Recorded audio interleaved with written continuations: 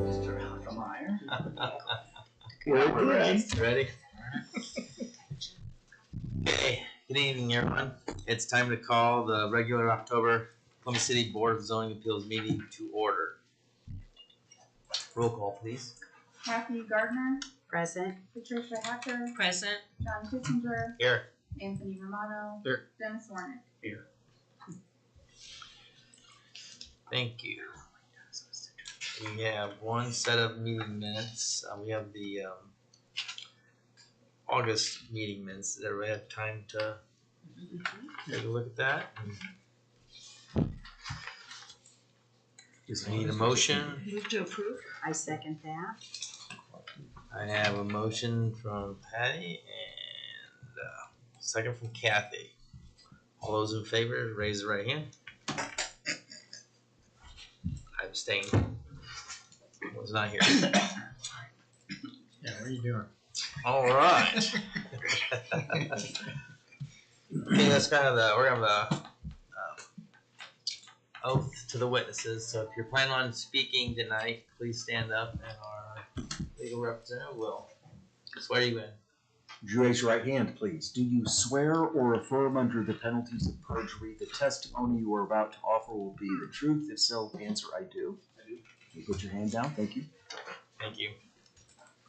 Nathan, is there any old business tonight? No, I don't think so. All right. Let's move on to new business. We have 25-C-VAR-12. Simon Knouse is asking for a lot coverage at 604 East Jackson Street. Nathan, staff report. Can do. So this is a variance at 604 East Jackson Street, which is zoned R1 single family residential. I've mentioned it before. R1 in certain areas seems to be applied solely because it's single family residential. The development standards don't always line up with the platted lots, and in this case, I feel like that may have been the case here, since R1 requires 10,000 square foot lots, and this is only 9,800 square feet, give or take. And it was recorded in 1874. When we didn't have yeah, requirement. Exactly. So anyway, that's a whole different discussion, but it does come into play as you read in the staff report. What is being proposed is a 20 by 40 foot detached garage located in the rear yard near the alley on the south side of the property. Would comply with the setbacks.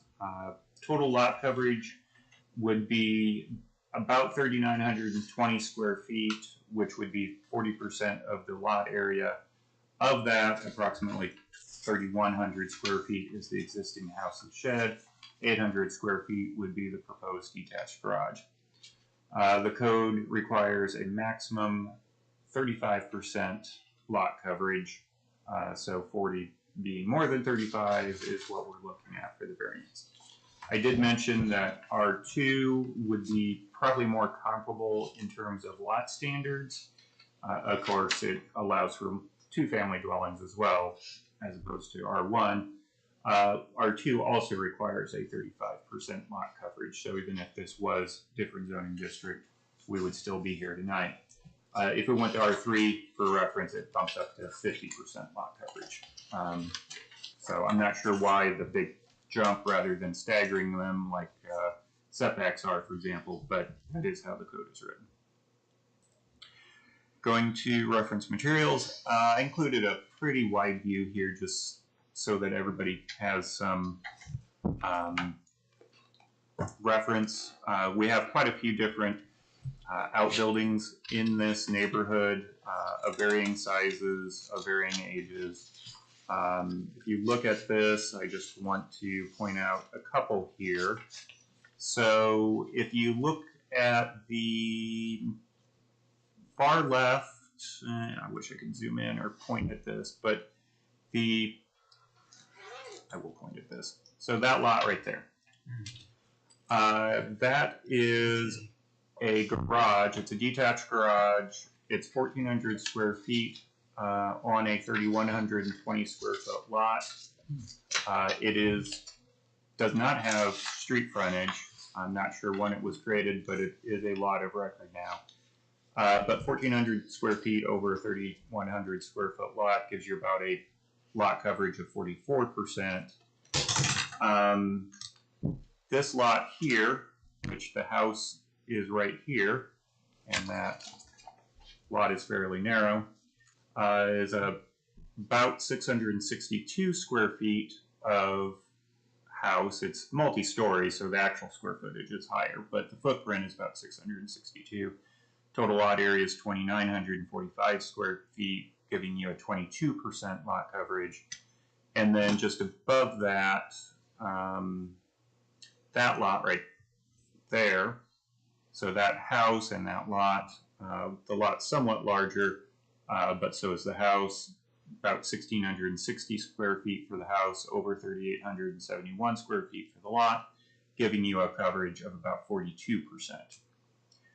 So just to give you some examples, and you can see for the other lots, they're typically a little bit more open, but those were the ones I picked out because they seem to be the most coverage. But even visually, having this lot here is very occupied, it still only winds up being about 44% coverage.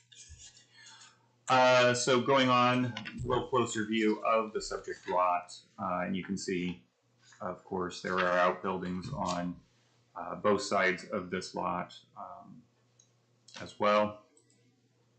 The proposed location, I don't recall whether this is the final location or if it will be turned 90 degrees. The petitioner can verify which one is the current plan. Ultimately doesn't matter for lot coverage because it's still the same 20 by 40 foot structure. It just may be turned. It still would be compliant with setbacks. So going through the review criteria, generally I don't feel that this would be particularly injurious to the public health or morals. I don't have any evidence why that would be the case.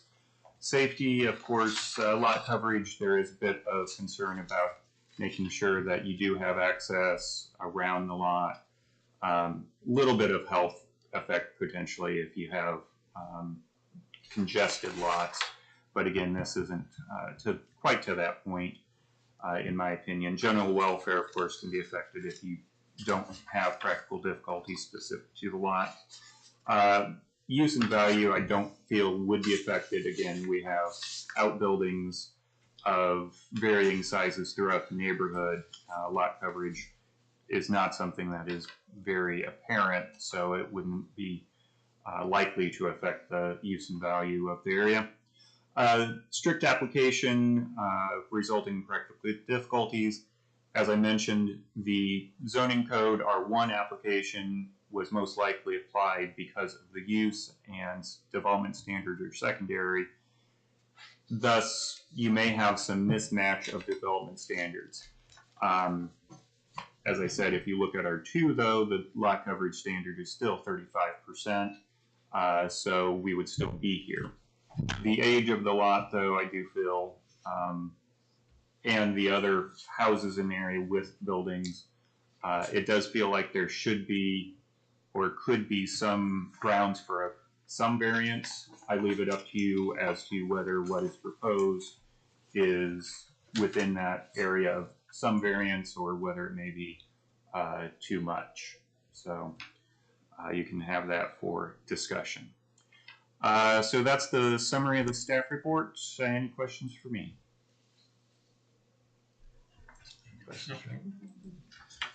All right, will the petitioner please come to the podium, state your name and address, and kind of fill us in on how you're going to set it in there, one, and any other information that Nathan might not have touched on. Okay, my name's Simon Knouse, 604 East Jackson Street, Columbia City. For the meeting 2 weeks ago, the building would be orientated 90 degrees, so it would go along the length of the driveway. Would it be against, like, further? Can I walk over and kind of show you? Okay. So basically just taking this here and rotating it. Okay, so it's on the driveway. Yeah, it'll be right on the driveway. Okay. They gave me approval to have a door on the alleyway, so I can have access to the alley. And Yep. then doors to the driveway itself. So it'll have two doors toward the driveway Yes. and one door, okay, to the alley. So that was the main thing that came out of the last meeting I was in for it. We were able to avoid our buried power line, which is in the backyard as well, by doing that, so we don't have to disrupt city utilities or anything like that. That's what Yeah, I did not realize it was where it was. So that was nice to find that as well. But that is the intended goal. We're a large family. We have 5 children between me and Natasha. So we're working to get everyone their vehicle, and they're all becoming of driving age. And I'm one that I'm a tinkerer. I'm a firm believer that they need to be able to help me procure and fix their vehicle for their first car. So I'm in the process of teaching some of them right now how to do that. So this would just make it easier to where it's not as visible for others. I know it's not everyone's cup of tea, and it's, you know, our fleet is older, but just trying to make things nice, keep it out of people's way, and it frees up some space on the front of the street where it's congested for the street and the school traffic that comes through in the morning. It would clear up a lot up there. So with everything we have, so that's just really what my thoughts were. I wanted to do something that gets things out of the way and a little bit of protection for our cars. Are you gonna hold that, how far off the alleyway? Per the meeting when we discussed, the property line was to be 5, I believe. I 5 foot. won't overspeak because it's in the meeting, but it was to be, I believe, 5 feet off the property line, and then we were going to go up against the length of the driveway. So we're going to follow all the setbacks that they had set. I thought Sean Licky said something about 10 feet.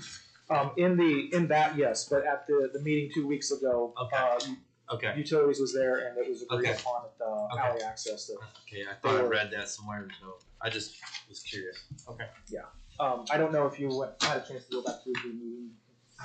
Didn't. Okay, it was at the very end, so it's between 5 or 6 feet is what they. Yeah, Leslie had said it was 6 from the side, 6 feet from the property, From the property line. side and edge of the property. So I was gonna listen to the Board of Works minutes to see exactly what was said there, so that we can try and make sure that when we are looking at the building permit, that it's in compliance by. But the zoning code setbacks are 5 feet from the line. Gotcha. Okay. So it's gonna be both. Yeah, I should pull in the requirements for that part. I guess I'm looking at it, and I drove around there quite a bit and looked. That's going to be the largest accessory building, really, when you look at in that area, of course. And the 20 by 40, and then it's got what 12-foot sidewalls. Is that what it was? Yeah, it was to match the height of the current garage, Okay. our current property size, so it would not look disproportionate. Or I found someone that would match that approximately. Okay. So will you be able to, with 3 driveways, you're gonna get the 3 vehicles in there? They're sorry. From the pictures, I primarily am drawn towards Volkswagens and Beetles at that, Okay. so they're generally Okay. small. Okay. I have a 1963, so that is inside the garage. It's not visible, but it's much smaller than your average car now. So Okay. it might fit 4, 3 might be able to fit my lawnmower, or we have a couple motorcycles as well. It's really meant for just cleaning up and getting things organized, but it'll fit probably between 3 and 5, depending on how the sizing fits, and what's going on. Well, in the wintertime, it's always better to get them inside to work on them than out in the.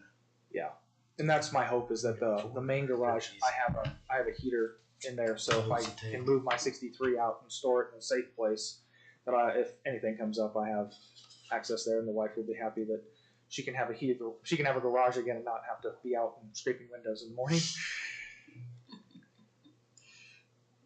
Wife's like that.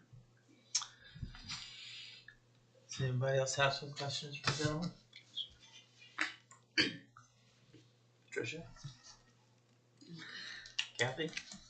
No, I'm just a little concerned with the 40 feet. I guess that's just a huge building to put in there. So that's my only concerns. For general size, just on the picture, it is about where the trampoline circle is. So it's from where the current white line is. So kind of the north edge of the trampoline. Yeah, it'll there. be right here. So where the driveway is from asphalt to concrete, it is about right here. Mm-hmm. So it's right there.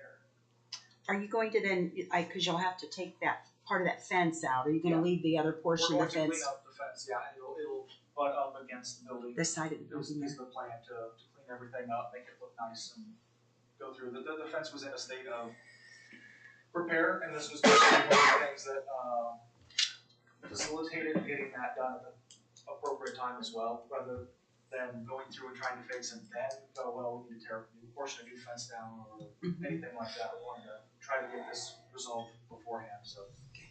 Better than 5 vehicles being parked back there. Those are all have been dealt with.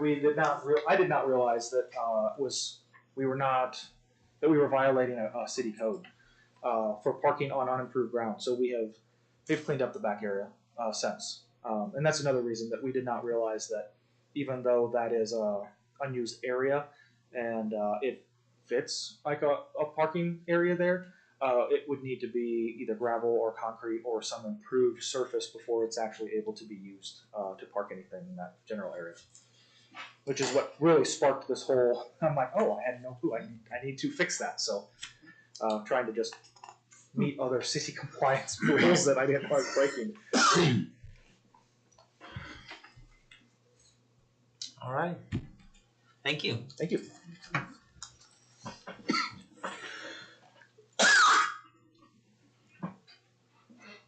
Okay, is there anyone else here that'd like to speak on behalf of the petitioner? Is anyone here to speak against the petitioner? Hearing none, I close the floor and open it to open conversation, discussion, motion. I'll make a motion for the approval of 25C-VAR-12.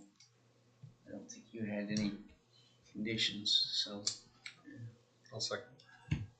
I have a motion from Dennis and a second from Tony. All those in favor raise their right hand. Opposed? Congratulations. Yeah.